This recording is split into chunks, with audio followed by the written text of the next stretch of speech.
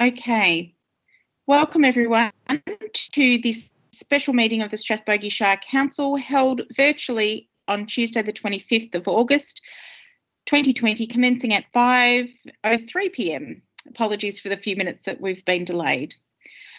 We have apologies from Malcolm Little. He's having a few connection problems, but he'll try and come into the meeting. Do we have any we don't actually have any apologies from any of the officers. We've got the officers with us here today.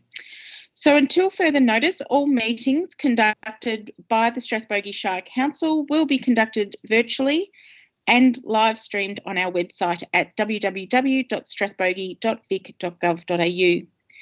This ensures that we are meeting the Victorian Government's social distancing requirements to slow the spread of coronavirus COVID-19 and help keep our communities safe.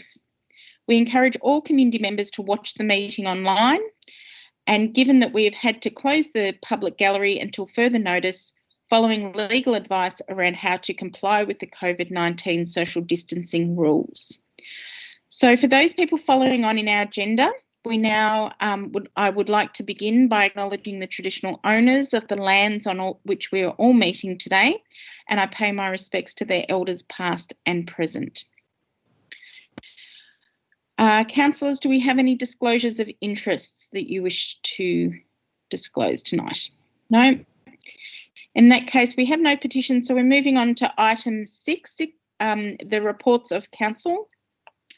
And we have 6.7.1, which begins on page 1 of our agenda, and it is the adoption of local law number 1, the use of the common seal. And I'm going to ask our Executive Manager for Governance and Customer Service, Ms. Bray, to give us some background to this, please.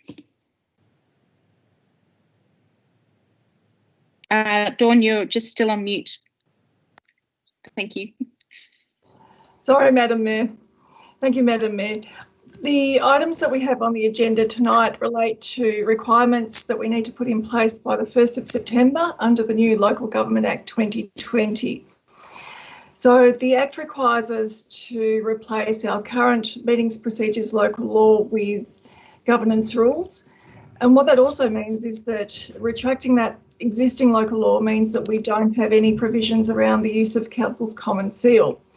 So the local law that is before us today for adoption replaces those common seal local law provisions, and it also means that we can lawfully revoke the existing meetings procedures local law to make sure that there's a clean cut from the old regime under the old Act.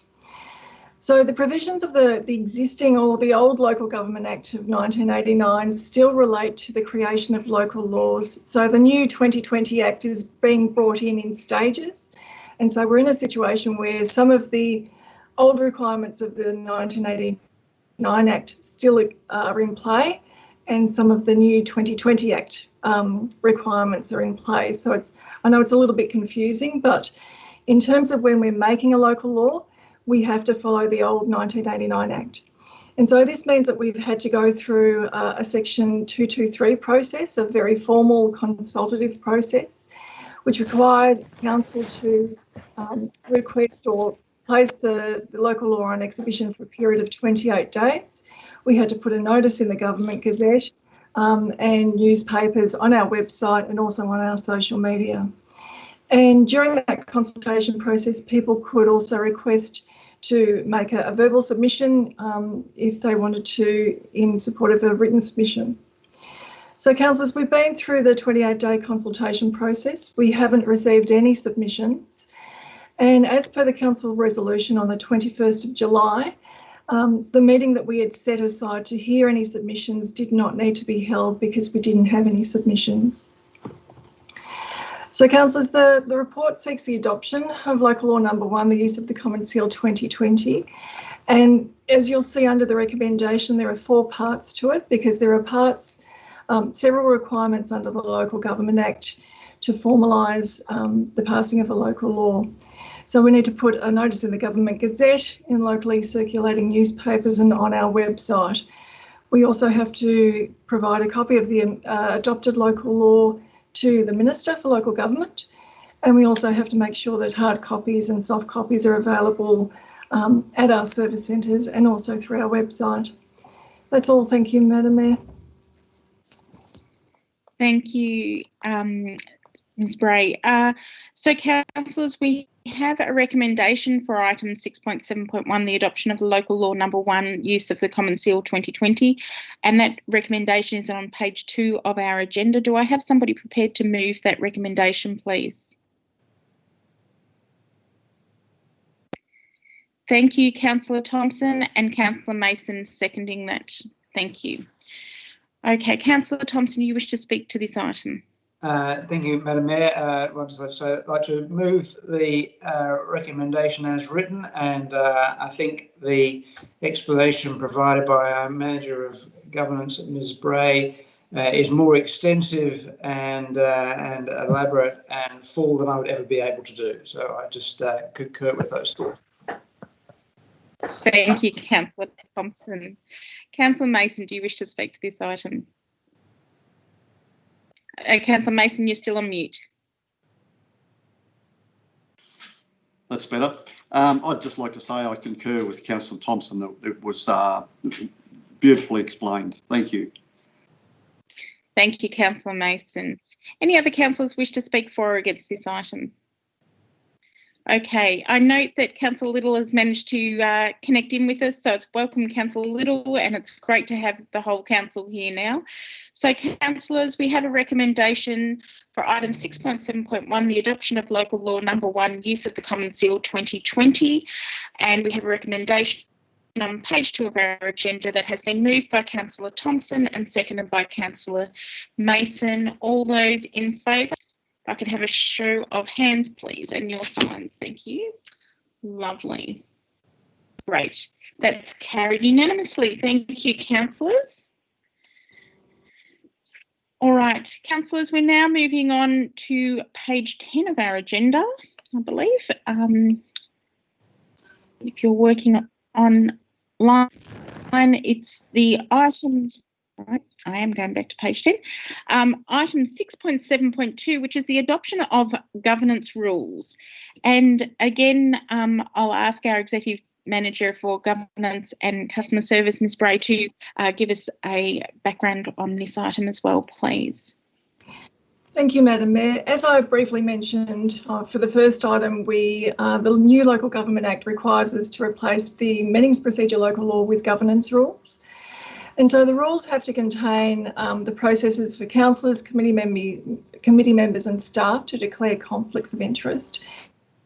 It has to contain our election period policy and processes for the election of mayor and, if we choose, the deputy mayor.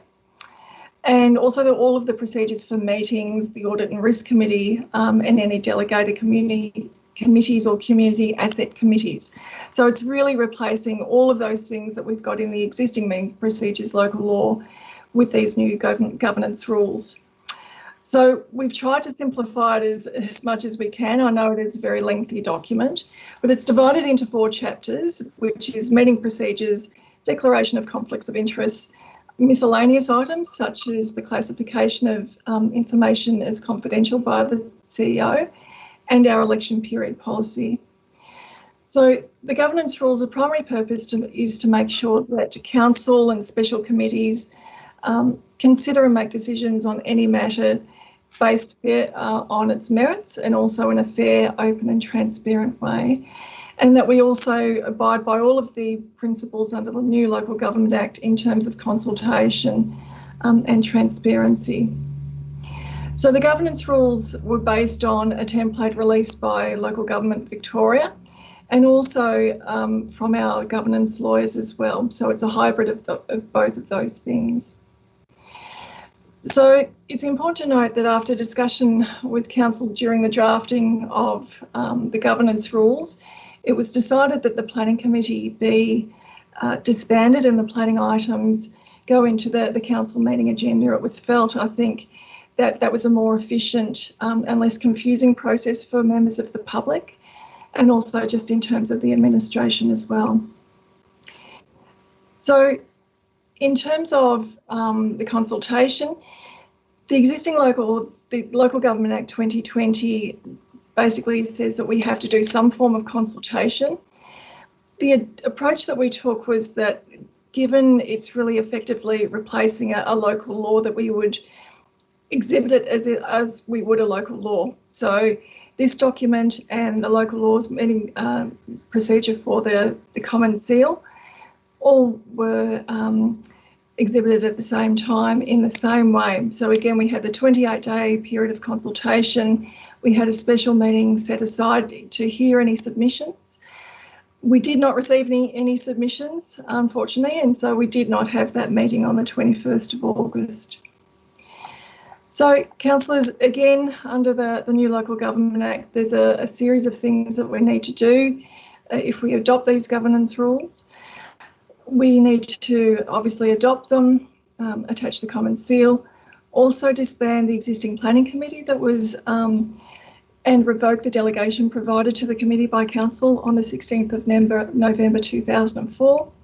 Place notices in the Government Gazette, the local newspapers, and on our social media and website, and also make sure we've got copies available through our customer service centres and on our website. And that's all, Madam Mayor. Thank you. Thank you, Ms. Gray. Again, a wonderful summary of the what we have before us. So, councillors, on page 11 of your agenda is the item 6.7.2, adoption of governance rules recommendation. Do I have somebody prepared to move that recommendation, please? Thank you, Councillor Mason. Do I have a seconder? Thank you, Councillor Williams. Councillor Mason, do you wish to speak to this item? Thank you, Madam Mayor. I'll just check. I'm on. Okay. Thank you. I had quite a bit written down and highlighted, but it would be only doubling up on the great explanation from our governance officer, Ms. Bray. And I'd also like to thank Councillor Malcolm Little for the huge effort he's put in over the years as the chair of that planning committee, which will be defunct in a few minutes, I would say.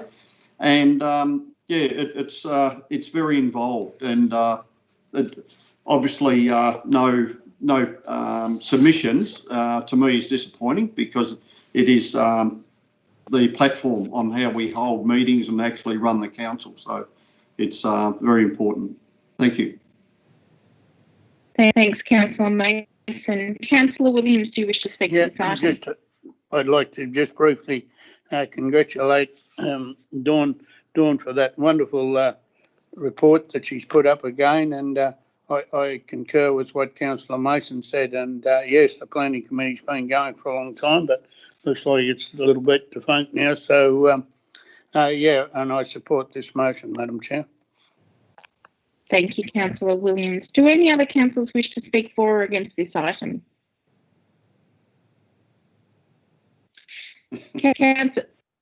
Councillor Little, sorry, you just need to unmute, please, if you wish to speak for this item. I do too. Just, I don't wish to speak to the motion. I just want to thank Councillor Mason, Councillor Williams for their kind words. It's been a great pleasure running the planning committee, and I wish everybody well into the future with all planning matters, and also mention and thank the planners and all concerned in the planning department. Thanks, Madam Mayor. Thank you, Councillor Little. I think we're presuming an outcome here, so let's move forward into the vote unless anybody else wishes to speak to for or against this item, please. Okay, thank you, councillors. All right, councillors, we have a recommendation before us. It's on page 11 of our agenda, and it has been moved by Councillor Mason and seconded by Councillor Williams. All those in favour, please. Lovely, thank you. That's carried unanimously. Now I would like to pass on my thanks and congratulations to Councillor Little as part of that disbanding of the planning committee for this motion, now that it has been carried. I think there has been a lot of work, and he's done an absolutely magnificent job as chair of the planning committee. So well done, and thank you, Councillor Little, for taking on that role. It's been a big commitment over the years. Thank you, Madam. So, councillors, we now. We're now working through the agenda, back it down towards the end of the agenda here. So I'm now at item 7. We have no need to close the meeting to the public. So therefore, there being no further business, I am going to declare this meeting closed at 18 minutes past 5 p.m. tonight. Thank you, councillors, and thank you to our officers for joining us in this meeting. And I understand we're now about to reconnect to our previous link and just catch up there if we can, please, councillors. So we're going to finish this meeting and head back into the AOC one, please.